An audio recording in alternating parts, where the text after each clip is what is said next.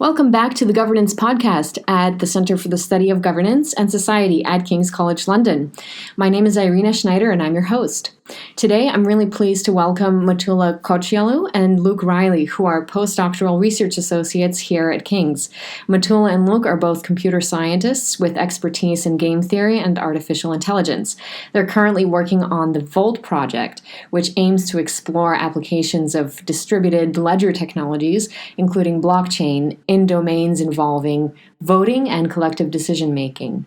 Matoula and Luke, it's a pleasure to have you here. Hello. Hello. So I want to talk about blockchain and voting. It's a very complicated technology, so I want to start off with asking you, what is blockchain? So, blockchain, I would say that it's a new type of technology that keeps a secure and permanent record of data. And where all this comes from, it started all with Bitcoin, the first digital cryptocurrency.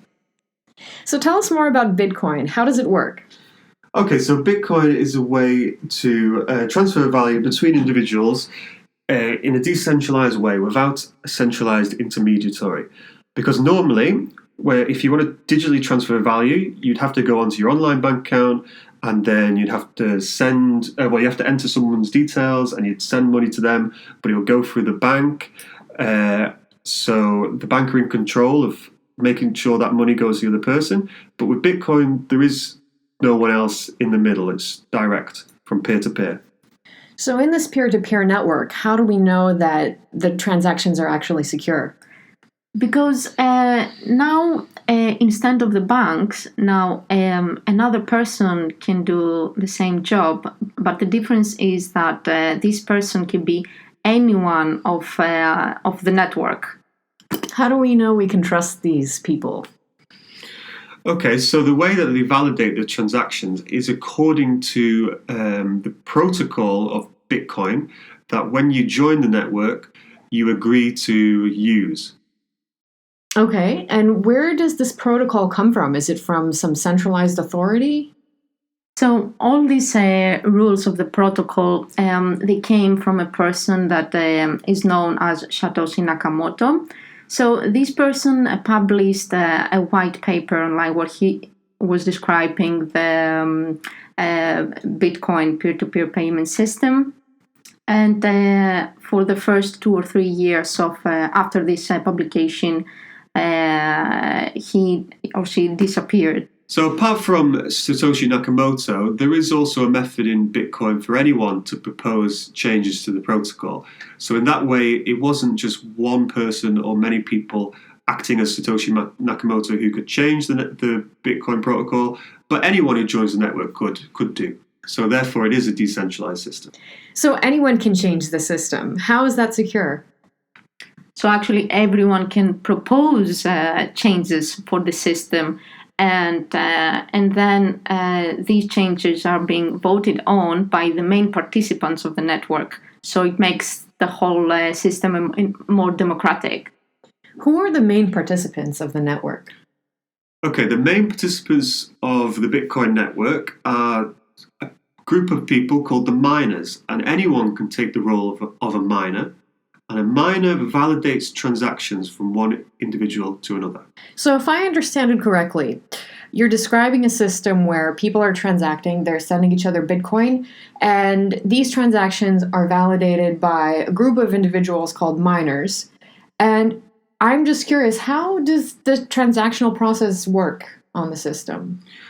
Okay, so there'll be a group of unconfirmed transactions somewhere that are sent around the network. And then these miners will take some transactions from this unconfirmed pool.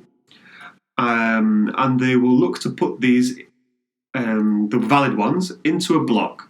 And a block will contain other things, other related metadata, and the valid transactions. And then the miner will try and solve a cryptographic puzzle to link this block to the previous one in the chain. Okay, so that sounds really complicated. Right now I'm imagining literally some blocks connected together by a chain, and there's data inside each block. And the data are basically the transactions that you send. So you sending Bitcoin to somebody is a piece of data that gets locked inside a block. And then what happens with the encryption and how what is the cryptographic puzzle that the miner is solving? So I think this is a good way to visualize it, like a chain of blocks. But what is exactly the chain? So imagine initially the chain is empty, right? And then, as Luke mentioned, let's say that a miner confirms or validates the first block. So when the block is validated, then it's being added in the chain. So then when the next miner has already validated the second block, then in order for the second block to be added in the chain, then you need first to solve this cryptographical puzzle. When this puzzle is solved, it automatically gives you a link that connects the second block to the first block. So then when you add the second block in the chain, then you have the blockchain with two blocks. Then the third miner comes, a new miner comes with a third block, and it does exactly the same process. So at the end, you end up in a chain with blocks where in each block there is data, where data are mostly transactions between peer-to-peer. And what role does the encryption actually play here? So does this mean that people can't access each other's transactions, or are the transactions completely private? So in Bitcoin, all valid transactions are public knowledge, but you can have other blockchains that either anonymize or, let's say, encrypt data that are in these blocks. So it really depends what blockchain you're using. So why is encryption important? So the cryptographic link between blocks is important for two reasons. Firstly, it will help keep the data in the same order for all the participants on the blockchain network. And secondly, it makes it significantly harder to go back into a previous block, change some data. Because if you went back into a previous block to change data, you would then have to change the cryptographic link to all future blocks. But what does it mean to actually change data on the platform? Like, as a user of Bitcoin, why would I have peace of mind using this technology, and what is it trying to actually prevent? So an example is if I bought something online with Tesco, let's say I bought a TV, and I paid with Bitcoin, Tesco then does not want me to go back into a previous block where I paid them and change it so actually I didn't pay them. So that's what this cryptographic link is trying to prevent. Okay, so it makes the transactional information completely unchangeable, and it makes it harder for people to cheat on their transactions because their data is encrypted? Is that correct? Yeah, because to go back and change some blocks of a network, you usually have to have majority control or close to majority control of the whole network. So at the same time. Yeah, at the same time. So this is a lot more secure than a centralized system, which might have one point of vulnerability that hackers can attack. But now with a big blockchain network, you'll have to attack multiple points at the same time, which can be very difficult to do for a big blockchain network like Bitcoin. So you mentioned before that you need a majority of participants on the platform to attack the system. Well, what if that actually happens? What if a bunch of them just gang up together and hack the system? So the main participants of the network are the people that mine the most, so the people that validate the most of the blocks.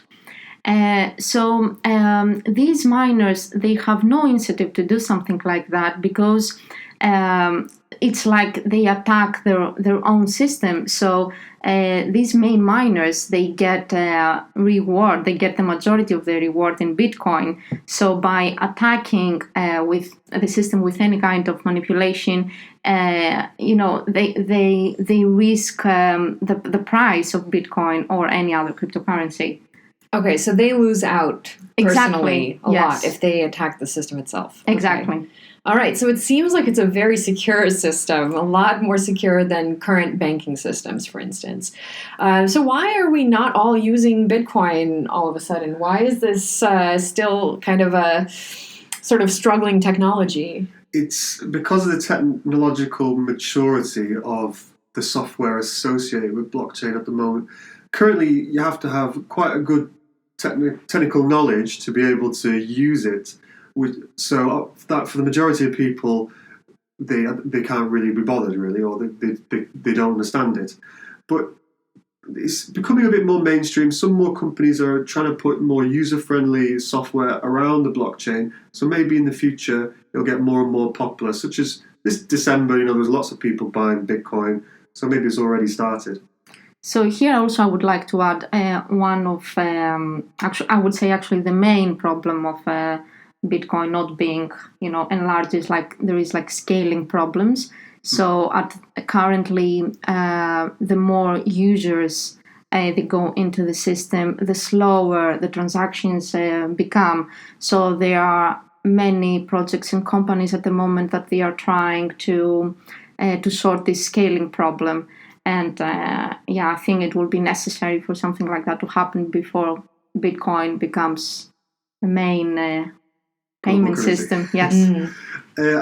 Another point is how many people use the internet in 1994? The internet existed, but the facilities around it were very new or very raw. It took another few years, up to 1999, before it was more mainstream. So we're possibly in the same time frame for blockchain. But is it a matter of the lack of maturity of the technology, or do people have legitimate concerns about it other than what you might have mentioned? So recently we've seen a drop in the stock price in Bitcoin. Are people actually worried that the technology could let them down in some way, shape, or form? Are there any vulnerabilities in the encryption process or in anything else in the way that it works? Well, the price is always extremely volatile for cryptocurrency, and this, I'm not 100% sure why that is. I think it has to do with the fact that it's quite new at the moment and it hasn't matured. For example, I believe that there are many different type of investors. There are people that they invest in Bitcoin because they want to just get money out of it. But there are also people that they invest in Bitcoin because they like this idea of the decentralized worldly digital currency. So the fact that it goes up and down, so we've seen recently a big drop in the price, but I see it as maybe cleaning. So maybe, the people that have remained are the people that they believe, I think, in the ideology that Bitcoin brings. And yeah, I mean, it also comes down to liquidity of the market. It's more an economic thing. If there's not that many people buying and selling proportional to the world population, then if someone sells a lot, then the price can drop really quickly, quite quickly. Exactly, and there were also many bad news. Do you think that Bitcoin is just an ideology, or is it the next great disruptive technology of our time? Because in a way, if you're actually taking away power from intermediaries like financial institutions, which have traditionally overseen and enforced our transactions, and at the same time you're decentralizing information among so many different people, it makes our lives a lot more difficult to hack, right?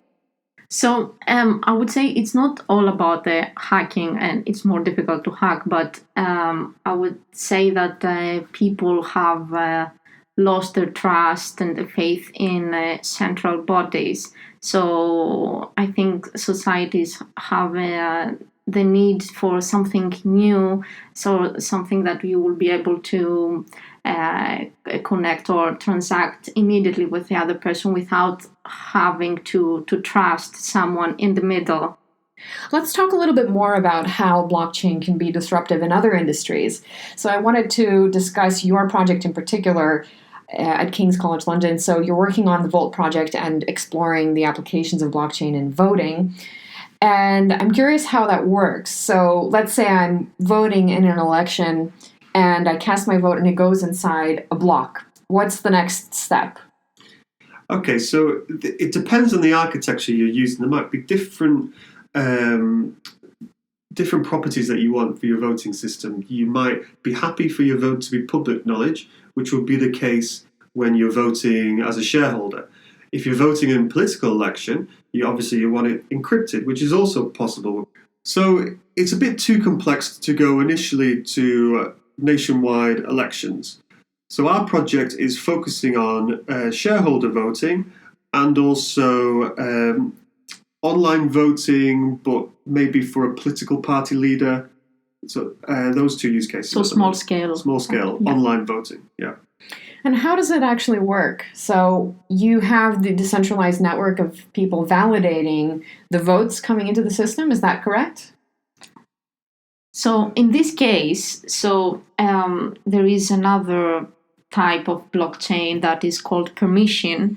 So in a permission blockchain, the difference is that the people that validate the blocks, the people validate the data, is one group or one person.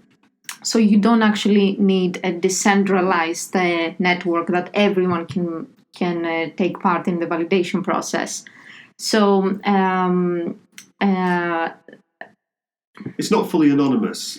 So the participants of the network, they're known in a permission blockchain. So one of the people we're working with is ERS, Electoral Reform Services. They will have a blockchain node, and they will allow a few other people to be blockchain nodes that they know in real life. So in that way, it's permission. They're not going to let someone from a random foreign country join the network and try and disrupt their elections. That's not going to happen.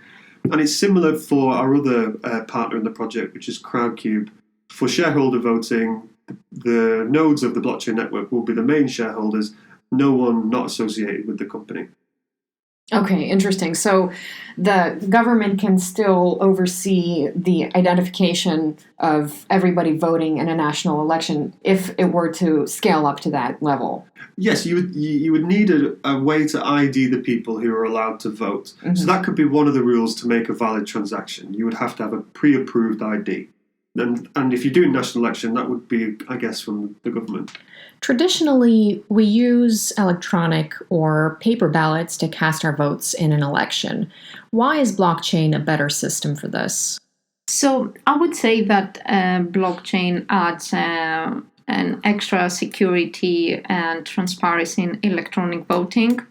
And I believe that in general, electronic voting would increase participation in voting, and also will help people with disabilities be a part of an voting process. And also, if there's other people who are not in the country and who can't go to a polling booth, they could use the electronic blockchain-enabled voting system to cast their vote. I was wondering also about the implications for scandals about foreign governments attempting to hack elections, and we're seeing this more and more. Is blockchain one of those things where people's votes can just basically never be subject to question, that it's completely secure, it's counted for, and it can't be hacked? Is this a solution to this hacking question? Well, hopefully it can be in the future, but if it was already, then it would already be implemented.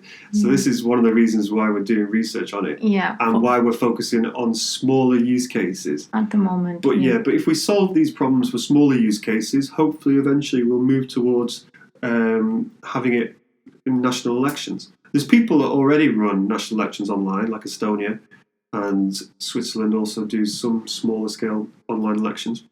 But hopefully we'll secure them more with blockchain. What's the experience of Estonia and Switzerland like? Are they basically just having completely secure elections, and it's a good example to go by? Well, we had recently a survey, a small research on the current online voting systems. So I would say that almost all of them, they have security issues. Oh, they have security issues. Yes. But they wouldn't say to other people they have security issues, but when independent academics have analysed them, they think or they've shown that they have security issues. Even though there is a new one that is coming in Switzerland called CH-Vote that I don't think they've found security issues with yet, but it isn't active. What kind of security issues are these? So, do you want to give any examples? So, for example, a voting process, it's actually combinations of many different processes. So, for example, it's the submitting your vote, recording it, and keep them somewhere secure, and then counting at the last part. So, security issues or attacks can be in any of these different processes. So, there are many different ways that you can change a vote by attacking a system online. Yes, so one example is state of Alaska could accept votes from email, but academics show that these PDF email votes can be intercepted and changed before they get to the Alaskan online voting system. And you cannot even understand that it has been changed. Yeah, and I think there was other more technical issues found, because as far as I'm aware, the Estonian voting system was open source, and someone looked through the code and they noticed if they received a lot of votes at the same time, it could either be taken down or some votes could be erased. I'm not 100% sure on that, but it's available in the associated paper. So does blockchain remove these vulnerabilities, or you can hack into a blockchain vote just as easily? So given that when you send your vote, that this process is secure, then the blockchain technology at least can promise that they can keep secure, they can store in a secure way your vote. So, for example, the transaction of me voting for you, it can stay secure, but then the process before, it's also an issue. Getting the vote onto the blockchain, yeah. So if you ever hear about hacks for Bitcoin or any other cryptocurrency, these are not hacks for the blockchain associated to that cryptocurrency. They're hacks for, shall we say, the website that allows you to get onto the blockchain. So it's like hacked before you go onto the blockchain. So as you can see, there are many different processes that we need to think about before you enter the blockchain. I guess we should also say it is possible that votes could be changed if some person controls all of the blockchain network or a significant majority of the blockchain network. So those issues have to be thought through. But it's still more secure than just having one centralized person control the online voting system.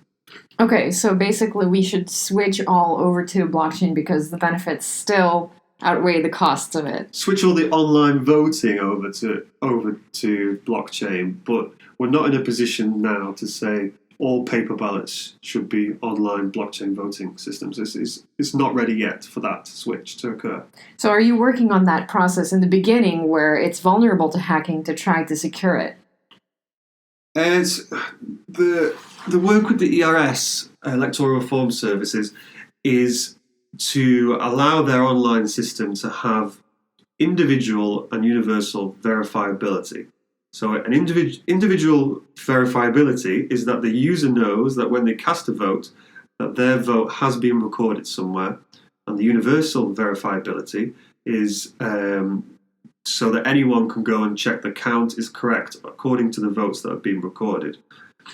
And hopefully, the way that they can do that eventually when our project is finished is not through the ERS system, but directly the user would connect directly to the blockchain itself. Because if you went through someone else's system to access the blockchain, you actually don't know if you're accessing the blockchain. You might be accessing someone's fake version of the blockchain, shall we say. What can we achieve with a more secure electoral system? How can technology help us make democracy better? So that's a very good question, because given that we have a secure online voting system, I think it can open many new ways of creating more engaging types of democracy.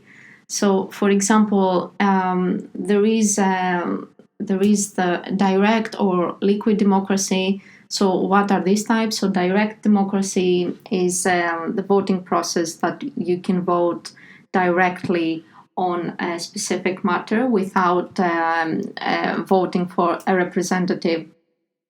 And liquid democracy is you can actually delegate your vote to someone that you trust, and then that person can vote on behalf of you as well. For example, you might have a friend that is more expert on a specific matter. So then you can just delegate your vote to your friend and you vote on behalf of you. So the difference to representative democracy is you effectively delegate your vote to one person for 5 or 4 years or something like that. But in liquid democracy, you can delegate to different people for different topics, and the temporarily delegations, you can take them back at any time and vote directly instead. Yeah, and you can have many different forms of that. For example, if someone agrees to accept the votes of other people, you can have as a rule that their vote will not be private and it will be open. The people that delegate your vote, their vote to this person, can actually see what this person votes for. It's all different rules that you could add to the system or take away to the system. Exactly. But it makes it more engaging for society to get them more involved. More proportional also representation of what a society wants. Yeah, okay. But how does blockchain actually improve our ability to do these things? Can't we do them all offline? As we mentioned, that the blockchain technology can keep a secure data, a secure record of data. Imagine that you have like a liquid democracy model. So all these delegations of votes can be stored securely. So that can make it more efficient for something like that to happen. Yes, so if you have a complicated delegation rule, so there might be I might delegate to Matoula, I might delegate to someone else and someone else, and then so if I ask the system who has my vote now, and it says Fred from Manchester, I could say, well, why does this person have my vote? But if all that data is stored on the blockchain, then I can see that the rules have been accurately followed. You can see the whole chain of... Yeah. But if it was just a black box website that you can't see the chain at all, you just have to trust that website that the delegation chain is being correctly enforced. So people will not trust if they cannot see. And you can say, okay, the technology is ready, so we can do this thing. But it's not only that, it's not enough. It needs the technology to be ready, and then when the society is also ready to accept a new system. And transparency and trust in general helps for people to believe in something that it's complicated. It looks like the main value proposition of blockchain technology in general is that it helps build trust in low trust situations, right? It helps us interact better with people that we don't know very well and to make sure that they perform what they promise. Mm-hmm. Now, trust is a really important issue in this day and age, particularly when we're very vulnerable to data exploitation. Given the latest scandal with Facebook and Cambridge Analytica, can we actually use blockchain to build trust with companies that use our data? Yes, I think that's one of the use cases for blockchain in the future. So even though some blockchains, when you put data onto them, the knowledge is all public, there is this other architectures with blockchain. When you put your data on, you control the permissions on who can access that data. So you could say, Facebook, you can access this picture, or you can access this message, or whatever. You could still technically have the situation where when Facebook have the right to look at your data, that they could copy it all. So then you probably have to also have regulation and policy with the technology. But it is definitely technology feasible to retract permissions and give out permissions on your data, which is on the blockchain. So can we have a future social network that we log into just as we would log into Facebook? We have a user account and we have friends that we want to share information with. On the blockchain, can we basically make it secure such that our data that we share with friends is not capable of being accessed by a third party, and that we can actually sell our data ourselves without having somebody else sell it for us. Yeah, I think this definitely can happen, but it needs the maturity of the infrastructure around blockchain to be more developed. The scaling thing, for example, needs to be solved, because we couldn't have something like Facebook where there's, 3 billion users on the blockchain, because that would just cause very big problems at the moment. But in the future, in a few years, this is definitely possible. So would you need just a giant army of validators in a giant network like that, just looking at every piece of information that's been posted? Yeah. I mean, you would need a lot of validators if you wanted it to be decentralized and not similar to Facebook. If there's just one validator, it'd be exactly the same as Facebook now. So, the use case of blockchain is totally decentralized. So you want as many people doing that as possible, but then maybe they're earning a reward by doing it. So all the money that is related to your data that Facebook might take now can be distributed throughout the network for these validators, but also maybe distributed to you, because someone might have to pay you a bit of cryptocurrency to allow your data to be accessible. It's actually, you are in control of your data and you sell your data to whoever you want. Yeah. So let's say I'm on my blockchain Facebook account and I am posting certain information, and different companies out there want to access my preferences so they can sell me products. I can actually make it so that people are going to have to pay me in Bitcoin to access some of my data. How likely do you think this is going to happen in the future? So I'm very optimistic about that. I can see in the future that a company would ask you to buy the right of seeing your post in Facebook, for example. However, what is happening at the moment, services like Google and Facebook are totally free. However, what they take from the users, it's extremely much more. So the trade-off at the moment, it's a bit unfair. And I see this data protection of users a very important use case of blockchain, because you can have actually control over what you want to sell. For example, there might be a specific period that you might be interested in specific products, and you can allow specific companies to see your data, because you can have targeted advertisements, but you want that thing.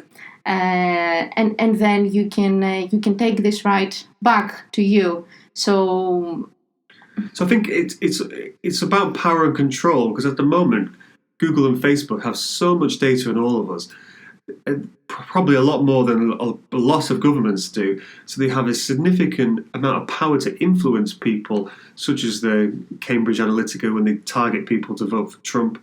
But now, with a decentralized network, the power can start to come back to the individuals, which should be a good thing for society. Fantastic. That's all the time we have today. It's been a pleasure talking with you both. Thank you so much for sitting down with us. And to all of our listeners, we hope you've enjoyed this podcast. We'd like to give you an opportunity to engage with the topic further by sending your follow-up questions to Matoula and Luke, who are happy to respond and carry on the conversation in a follow-up podcast on blockchain. If you'd like to ask them a question, you can tweet it to us, send us a message on Facebook, or email it to us at info@csgs.kcl.ac.uk. Our handle on Twitter is CSGSKCL.